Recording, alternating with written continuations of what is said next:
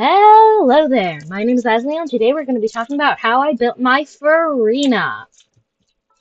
Alright, so she is 31,865 HP, 1,254 attack, 892 defense, 80 EM, 43 over 151 crit damage, 162 ER, and 46.6 hydro damage bonus.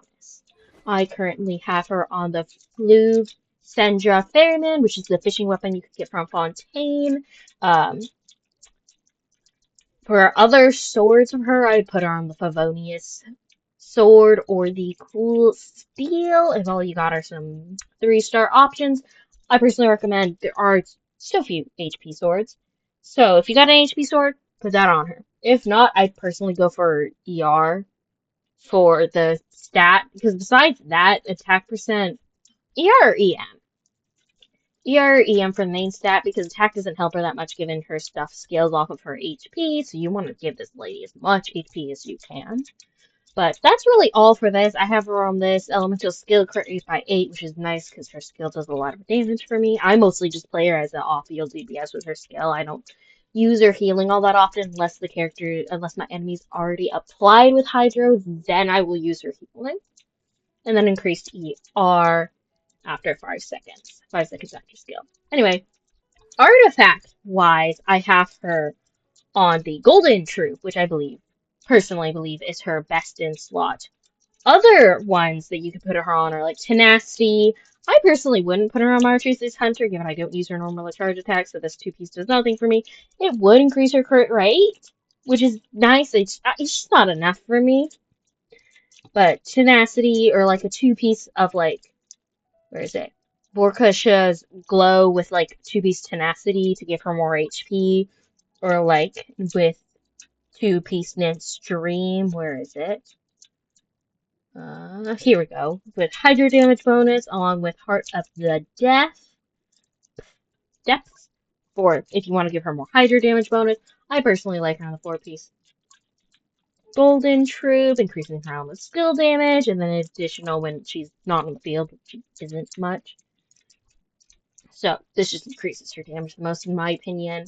Now, stat-wise, I do HP, Hydro damage, crit rate, or crit damage, depending on which one you want. Oh, I really should give her a better circlet. Anyway, with focus on main stats, probably crit, then HP, then ER. Yeah, crit HP, then ER. I don't see anything. I don't know of anything else you'd really want.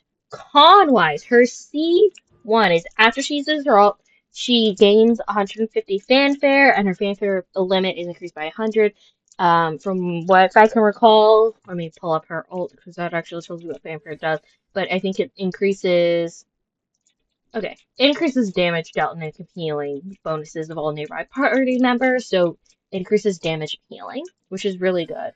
Now, on to her C2, I'm sorry about the cut there. My Wi-Fi tried to cut out on me for a second. C2. After using her ult, Furina. I can't read my notes. After using her ult, when Furina gains fanfare from her ult, the fanfare gained is increased by 250%. And then when she collects fanfare that goes above the limit, her max HP will increase by 0.35 for a maximum of 140% increased max HP. Her C3 just increases the level of her ult. Her C4 allows Furina to gain 4 energy every 5 seconds when her E either hits something or heals. Her C5 increases her E's level, and her C6, I'm not going to explain all the things it does, but from my understanding is after she uses her E, after using her E, for 10 seconds, her attacks become fused with Hydro, and she basically becomes like a on-field DPS for those 10 seconds. And I think she also gets like increased damage or healing during those 10 seconds as well. You can go ahead and read the whole thing over here. It's just lots of words, and if my comprehension is right, basically turns into an on-field DPS for 10 seconds after using her E, and I think it'll like heal people and do some damage. And there's like one part of the base attack that's not considered in the loop. Now for me, I leveled her E, then her alt, and I'm not going to touch her base. Now, they reference it, their recommendations are the same as what I did. Because her ult, you use that, you help buff other people, and her E is where she gets her main damage. I always run her DPS. I don't use her in this form ever. But anyway, team-wise, put Furina in a team that will either survive with a low HP, because if you're using Furina in her DPS form, and like me, you suck at changing her to her healer form, or you just don't care enough to change her to her healer form, they either need a healer or a shielder, or both, as you can see in the upcoming teams of mine. I recommend having healer on the team because Furina will actually also increase incoming healing, and if you have overflow, she'll heal the rest of your party. So if your healer is good enough, Furina will heal the whole team. She'll buff, she has Hydro application, so if you want Hydro damage, and you can work with having your HP decreased by the fact that her E will take away your HP, or she could be a really good healer. I just don't have her built that way, and I don't care to ever build her that way. I'm pretty sure we made a little sub DPS forever. But you could do that, get her to heal people. For me, I just put her on there. Like, another team she is run on is my Risley's team. And Risley will heal, Lolly helps. Risley self-heals, and she'll actually provide the touch of healing if they need it. She is also in my Aoife's team. Aoife and Kuki both heal, so with both of them, they honestly keep the HP up pretty well. And then as you can see, she's also in my Galming's team.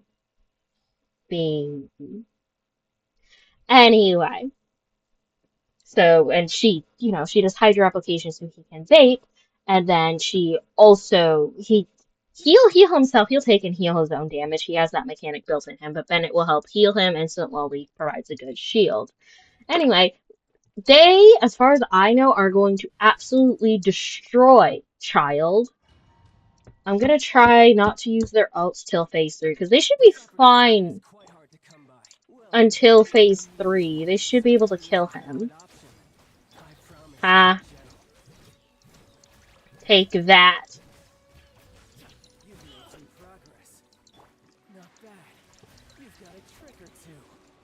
Now just don't move right as I'm about to hit you with Bennett. Ha! Ha ha! Yeah, just Gaming, not Bennett. With the Gaming. Alright, so now all I have to do is hit him with the ult and we should be good. And the question is, will his man stand still long enough to actually get hit? That's always the difficulty with him. Will you stand still long enough for me to go through my rotation? Which he did. I really need to redo Gaming's. He got a new set, he got a new weapon. I really need to redo my Gaming episode. But anyway, that's how I have Furina built. Oh, little guys. I don't ever really use her healing form. Where did she show up? Oh, there's the other guy.